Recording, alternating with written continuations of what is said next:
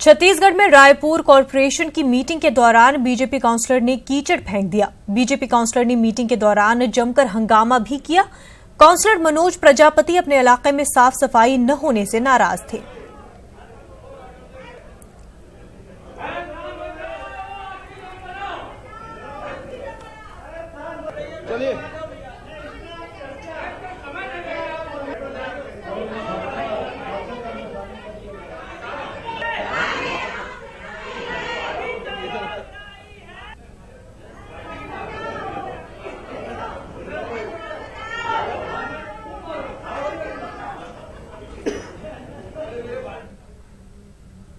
उत्तर प्रदेश हुकूमत को झटका लग सकता है। ओबीसी से 17 जात को निकालकर दर्जे फहरिस्त जात में शामिल करने की योगी हुकूमत के फैसले को गैरकानूनी करार दिया जा सकता है। मरकजी वजीर थावर चंद गहलोत ने उत्तर प्रदेश हुकूमत से इस फैसले को वापस लेने की अपील की है। उन्होंने रियासती हुकूमत के फैसले को गैरआईनी करार दिया है। माननीय मिश्रा जी ने और अन्य कुछ सांसदों ने एक विषय की ओर ध्यान दिलाया है यहाँ, और उसमें ये कहा गया है कि 17 ओबीसी वर्ग की जातियों को उत्तर प्रदेश की सरकार ने एससी के सर्टिफिकेट देना प्रारंभ कर दिए हैं। ये कदापि उचित नहीं है। ये संसद का अधिकार है कि किसी एससी या एसटी या ओबीसी की जाति को किसी वर्ग से हटा करके किसी वर्ग में सम्मिलित करना है। ये संसद का अधिकार है।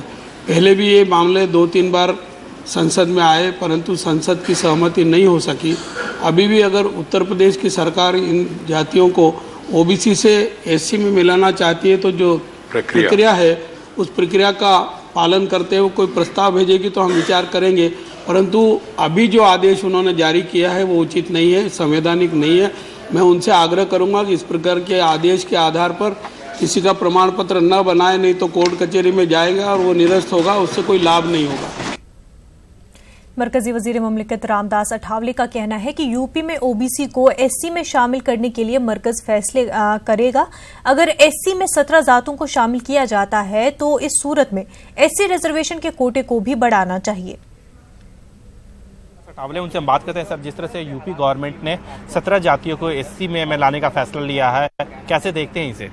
मुझे लगता है कि वो 17 जातियों को ओबीसी में बिल्कुल फायदा मिलता नहीं था, इसीलिए उनको ओबीसी से निकालकर शेड्यूल कास्ट में डालने का प्रस्ताव राज्य सरकार का है। अभी वो प्रस्ताव हमारे पास आएगा। हमारी जो एक्सपर्ट कमेटी है, एक्सपर्ट कमेटी उस पर अब स्टडी करेगी, और जब तक हमारी एक्सपर्ट कमेटी निर्णय नहीं लेती है तब तक ये होना तो संभव नहीं है।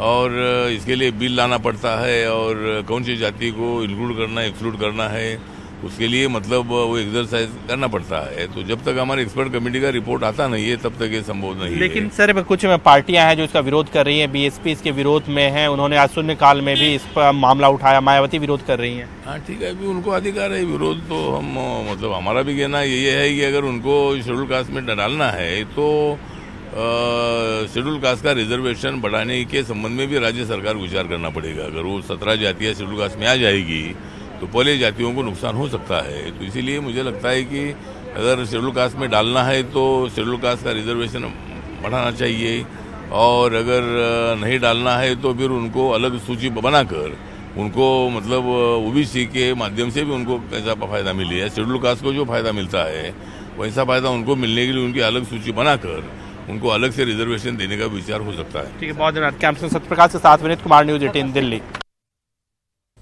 इंदौर में नगर निगम मुलाजिम की बल्ले से पिटाई के मामले का पीएम नरेंद्र मोदी ने नोटिस लिया है। भले ही उन्होंने आकाश विजयवर्गीय का नाम नहीं लिया है, लेकिन जराये के हवाले से खबर है कि उन्होंने इस मामले में सख्त बयान दिया है। नरेंद्र मोदी का कहना है कि बेटा किसी का भी हो, इस तरह की हरकत नाकाबिल बर्दाश्त है। जिन लोगों ने भी इसका इस्तकबाल किया उन्हें भी पार्टी में जगह नहीं मिलनी चाहिए।